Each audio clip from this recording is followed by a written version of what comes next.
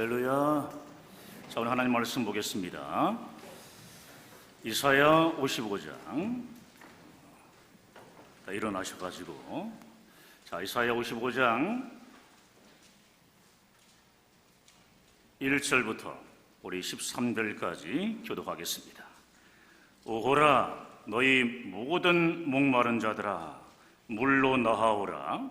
돈 없는 자도 오라. 너희는 와서 사 먹되 돈 없이 값 없이 와서 포도주와 젖을 사라.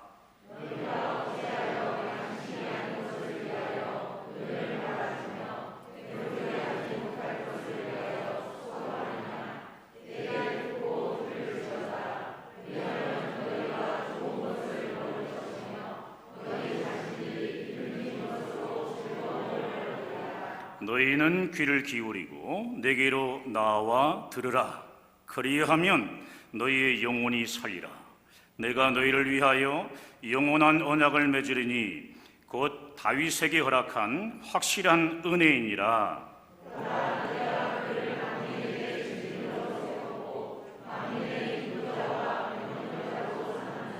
보라, 내가 알지 못하는 나라를 내가 부를 것이며 너를 알지 못하는 나라가 내게로 달려올 것은 여호와 내 하나님 곧 이스라엘의 거룩하신 이로 말미암음이니라. 이는 그가 너를 영화롭게 하였느니라.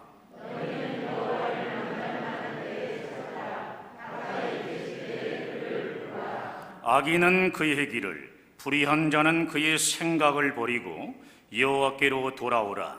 그리하면 그가 긍휼히 여기시리라. 우리 하나님께로 돌아오라. 그가 너그럽게 용서하시리라.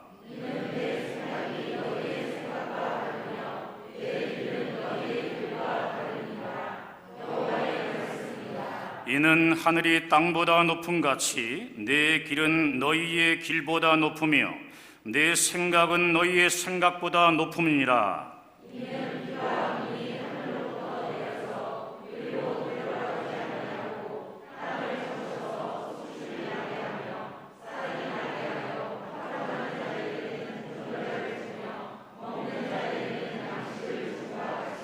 내 입에서 나가는 말도 이와 같이 헛되이 내게로 되돌아오지 아니하고 나의 기뻐하는 뜻을 이루며 내가 보낸 일에 형통함이니라.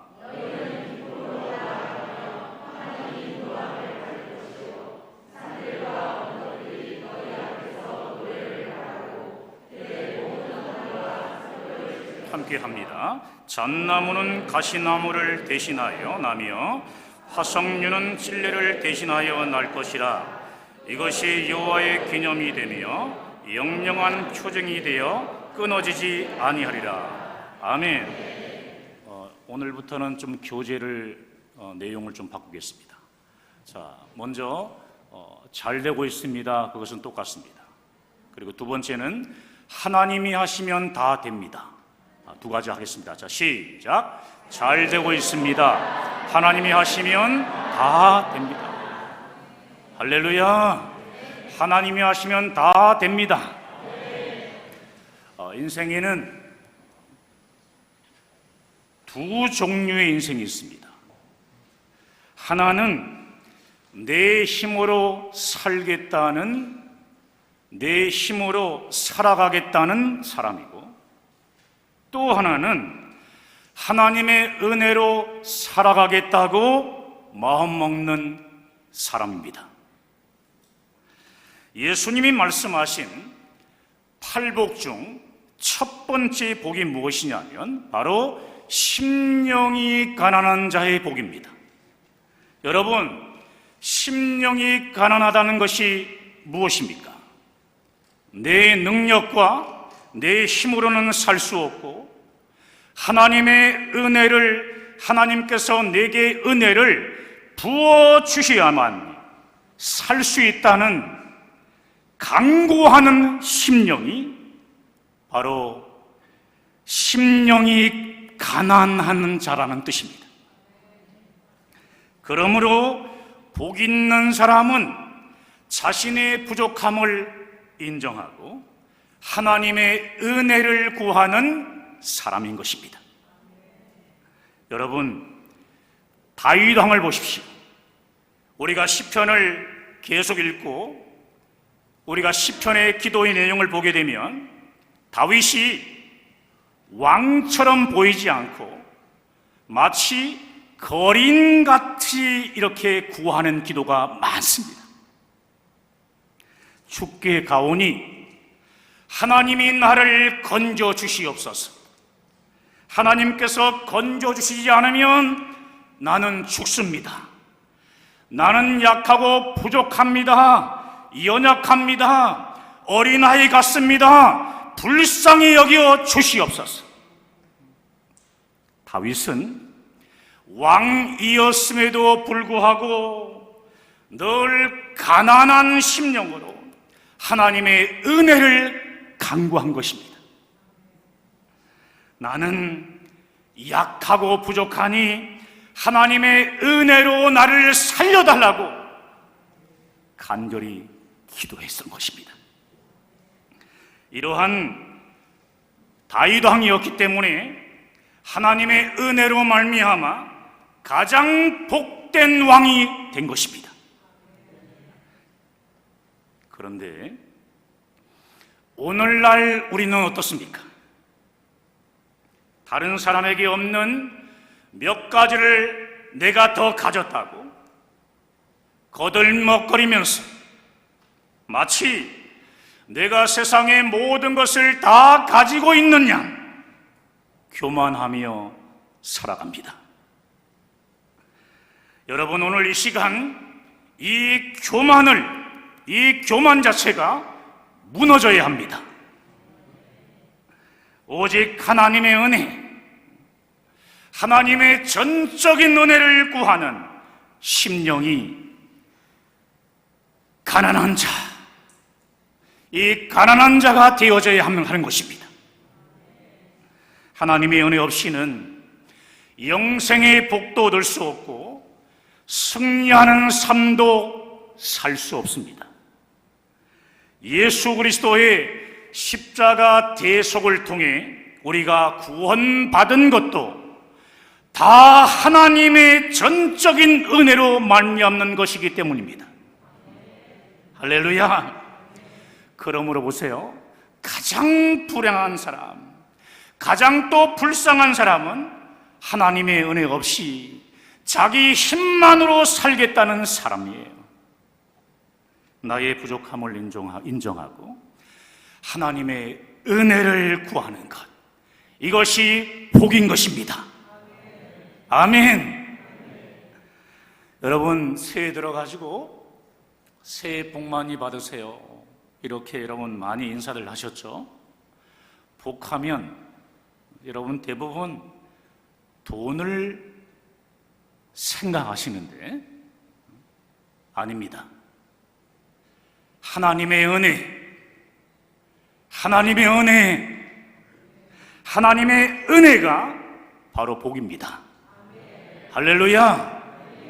따라합시다. 하나님의 은혜가 복입니다. 그렇습니다. 여러분, 하나님의 은혜 안에 거하게 되면 무엇보다 애통하는 자가 됩니다. 왜 애통합니까? 죄가 보이기 때문에 애통합니다. 하나님의 은혜가 임하게 되면 죄가 보이니까 애통하며 부르짖게 되는 것입니다. 그래서 예수님은 이렇게 애통하는 자를 가리켜 복 있는 자라고 하셨던 것입니다. 사랑하는 여러분, 우리가 성경을 읽다 보면 참 의아하게 생각하게 되는 것이 있는데, 사도 바울의 고백입니다. 바울은 자기 자신을 처음에는 나는 사도 중에 지극히 작은 자라고 고백해요. 나는 사도 중에 지극히 작은 자입니다. 그 다음에는 모든 성도 중에 지극히 작은 자보다 더 작은 나라고 고백해요. 그런데 바울은 시간이 더 지나자 이렇게 고백합니다. 나는 죄인 중에 괴수니라. 하나님의 은혜 안에서 살아가니 옛날에는 죄로 보이지 않았던 것까지 죄로 보인 겁니다. 옛날에는 마음속으로 미워하는 것은요, 죄로 생각하지 않았어요. 밖으로 행동하는 것만 죄라고 생각했습니다. 그런데 하나님의 은혜가 임하니까 마음속의 미움도 다 죄로 드러난 것입니다. 하나님의 은혜가 임하니까 오늘 하나님의 은혜가 우리 가운데 충만하기를 바랍니다. 자신은 사도라며 기세등등하게 사역하던 바울이 나중에는 뭐라고 합니까? 자신을 성도보다 작은 자라고 하더니 나중엔 자신을 죄인 중에 괴수라고 고백해요. 성령 안에서 하나님의 은혜가 임하니까 숨어있던 이 죄가 적나라하게 다 드러난 것입니다. 나는 죄인 중에 괴수이기에 하나님의 도움 없이는 도저히 살 수 없다는 고백인 것입니다. 사랑하는 여러분, 제가 경상도 남해에서 초등학교를 다닐 때까지만 해도 지금보다 참 가난했습니다. 추운 겨울인데도 찬물로 세수하는 친구들이 많았습니다. 겨울에 발을 자주 씻는 친구들은 거의 없었습니다. 추운데 발을 왜 씻습니까? 추우니까 안 씻는 거죠. 추우니까. 발도요, 환경이 좋아야지 매일 씻는 겁니다. 그러다 보니 선생님께서 한 번씩 불시에 발 검사를 했습니다. 발을 일주일이고 한 달이고 씻지 않는 친구들이 있었기 때문입니다. 양말을 벗는 순간에 이것이 발이냐 개발이냐 할 정도로 때가요 덕지덕지 붙어서 껍질을 나타낼 정도의 새카만 발들이 있었습니다. 지금 웃으시는 분들은 약간 수상한 분이에요. 창피하기도 했지만 제가 그 선생님을 참 좋아했습니다. 우리가 얼마나 더러운 모습인지를 보여주셨기 때문이에요. 더러움이 드러나니까 친구들의 발이 깨끗해지기 시작했습니다. 우리는 발이 양말 속에 있는 것이니까 발을 씻지 않아도 괜찮은 줄 알았습니다. 그런데 하나님의 은혜가 임하니 성령께서 양말을 벗어내기 시작했습니다. 더러운 것을 아느냐? 이렇게 죄가 덕지덕지 붙어 있는 것을 아느냐? 그래서 우리로 하여금 애통하게 만드시는 겁니다. 여러분, 누가 기도하는지 아십니까? 하나님의 은혜로 말미암아 애통하는 사람이 기도하는 것입니다. 하나님의 은혜가 아니면 우리는 도저히 살 수 없는 것입니다. 때문에 오늘 본문 1절에 누구든지 와서 값없는 하나님의 은혜를 받으라는 겁니다. 예배가 무엇이죠? 예배, 하나님의 은혜의 보좌 앞에 나아가는 것이 예배 아닙니까? 예배를 통해서 추구하는 것이 무엇이에요? 흘러넘치는 하나님의 은혜를 받는 겁니다. 하나님의 은혜 없이는 살 수 없다는 거죠. 하나님께서 은혜 주시면, 은혜는요, 경험의 한계를 뛰어넘습니다. 우리가 이 땅에서 경험했던 한계를 뛰어넘게 하십니다. 우리는 보통 우리가 보고 느끼고 체험하는 것만, 체험하는 곳에 다 갇혀 지냅니다. 그런데 하나님의 은혜가 부어지게 되면 갇혀있던 모든 것을 다 뛰어넘습니다. 자, 오늘 본문 5절을 볼까요? 5절. 굉장히 중요한 말씀이에요. 자, 5절 함께 읽겠습니다.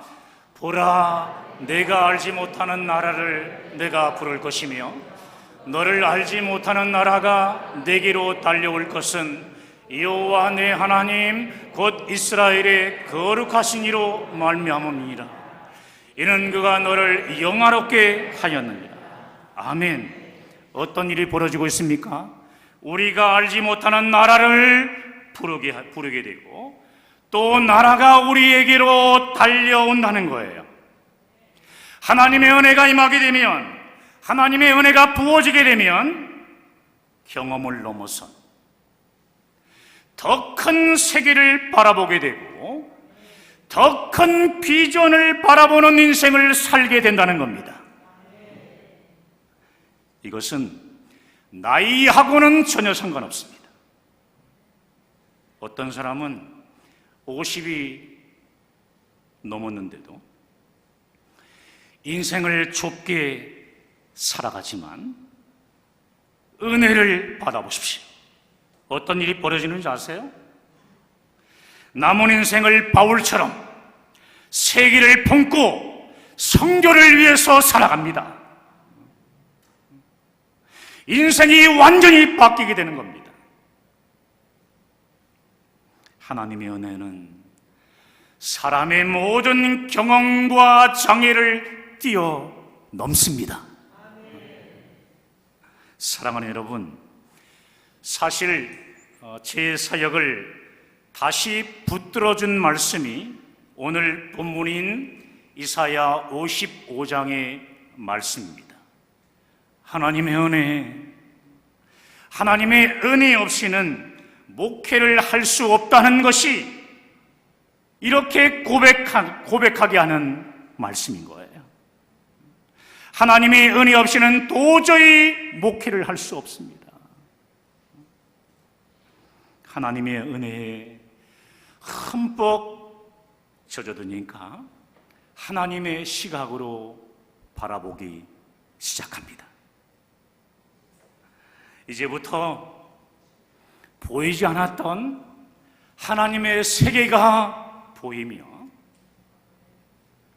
동아시아를 품을 수 있게 되었습니다.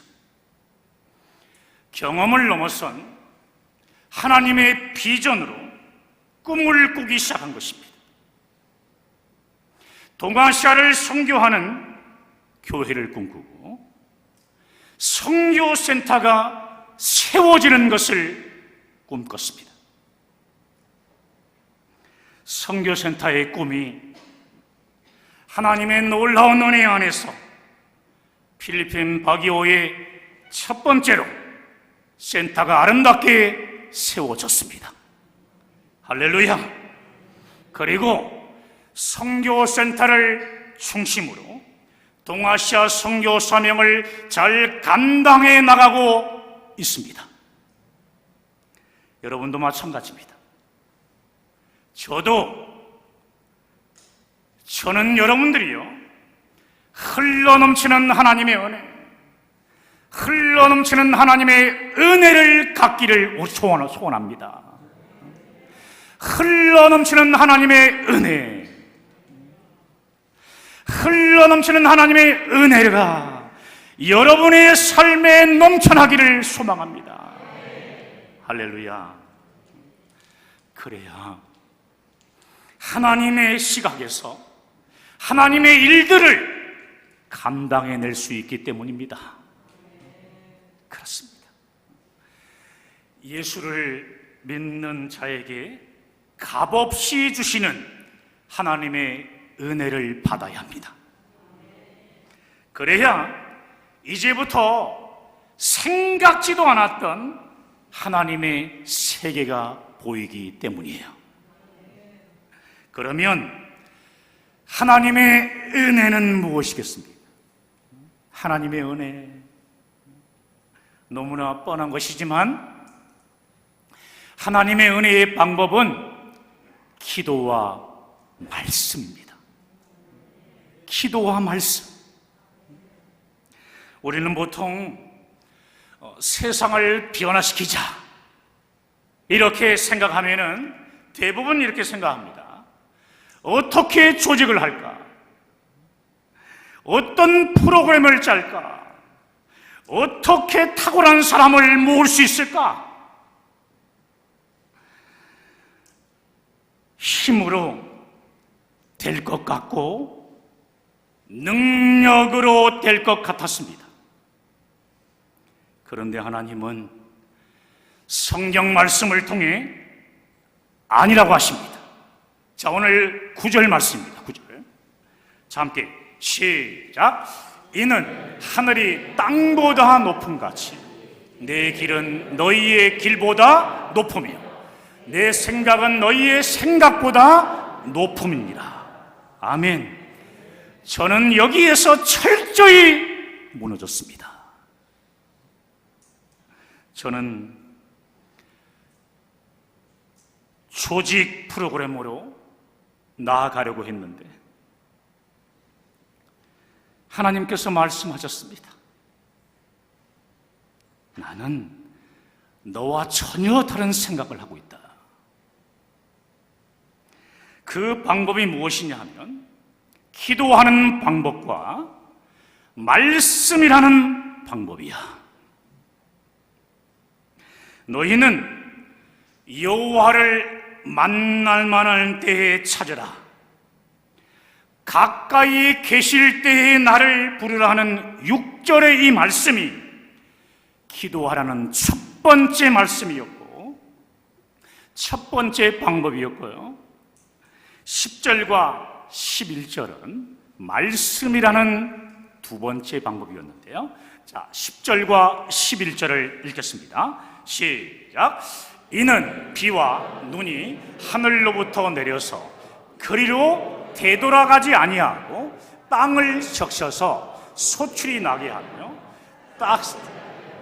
파종하는 자에게는 종자를 주며 먹는 자에게는 양식을 줌과 같이 내 입에서 나가는 말도 이와 같이 헛되이 내게로 되돌아오지 아니하고 나의 기뻐하는 뜻을 이루며 내가 보낸 일에 형통함이니라. 아멘.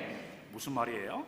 비와 눈이 하늘에서 내려서 하늘에 다시 가지 않고 땅을 적셔서 싹이 나게 하고 열매를 맺게 하심으로 파종하는 자에게 무엇을 주며 종자를 주며 먹는 자에게는 양식을 준다는 겁니다. 이와 마찬가지로 하나님의 입에서 나아간 이 말씀도 헛되이 하나님께로 돌아가지 않고 하나님의 뜻을 다 이루기 위해 건질 사람은 다 건지고 변화시킬 사람은 다 변화시키고 또 열매 맺을 사람은 다 열매 맺게 하신다는 거예요. 저는 하나님의 은혜로 이 말씀에 사로잡혀서 오직 말씀과 기도에 목숨을 걸었습니다. 성도들에게도요, 하루 1시간 이상은 기도의 함을 반드시 날마다 부르셨습니다.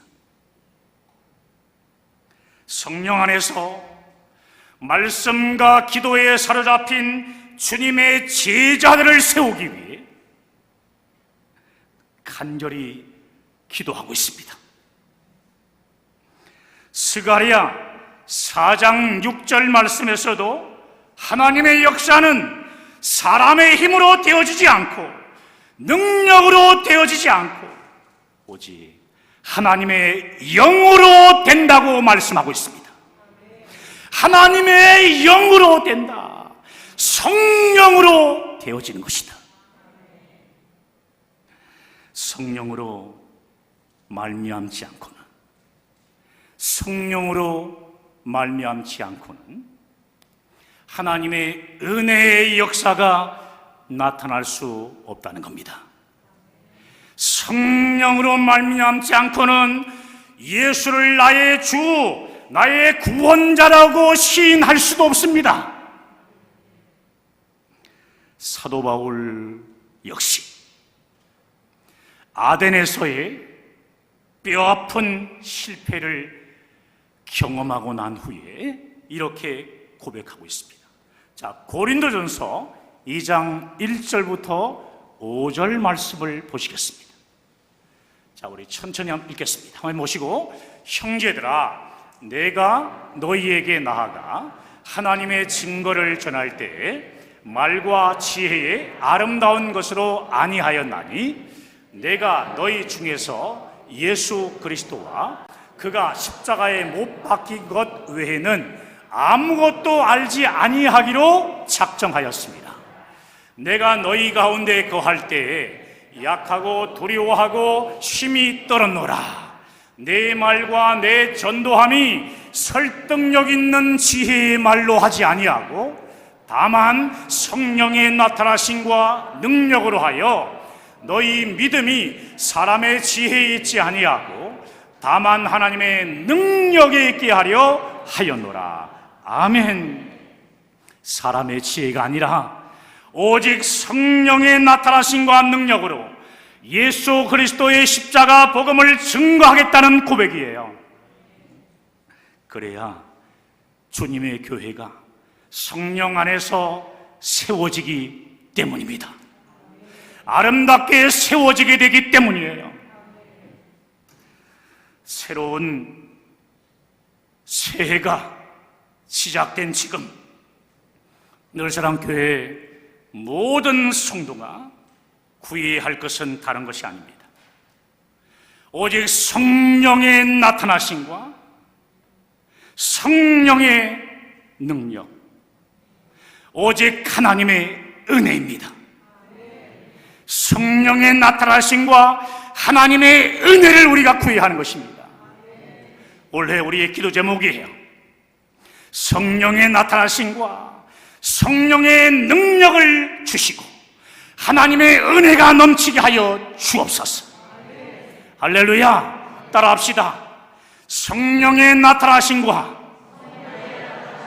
하나님의 은혜를 주시옵소서. 우리 옆 사람에게 시작. 그렇습니다. 마지막으로 은혜의 결과가 어땠습니까? 마지막 13절입니다. 자, 13절 함께 읽습니다. 잣나무는 가시나무를 대신하여 나며 화석류는 찔레를 대신하여 날 것이다. 이것이 여호와의 기념이 되며 영영한 표징이 되어 끊어지지 아니하리라. 아멘.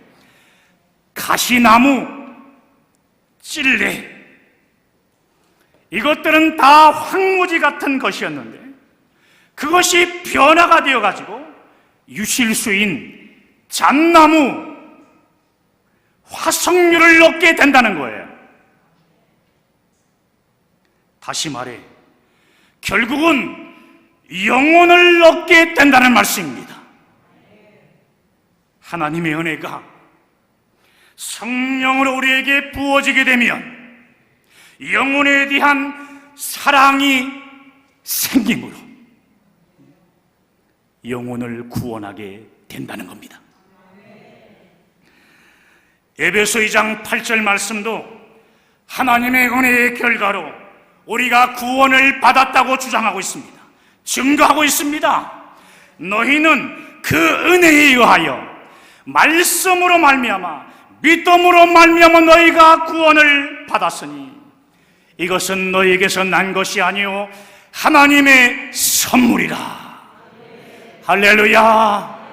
그렇습니다. 사랑하는 늘사랑교회 성도 여러분, 올 한 해 흘러넘치는 하나님의 은혜가 성령의 나타나심과 능력으로 여러분의 삶 속에 영혼 구원의 역사로 나타나기를 간절히 축원합니다. 영혼을 살리고 구원하는 하나님의 은혜가 성령으로 나타나게 되기를 예수 그리스도 이름으로 간절히 축원합니다. 축원합니다. 오늘 말씀 붙잡고 우리 함께 기도하시겠습니다.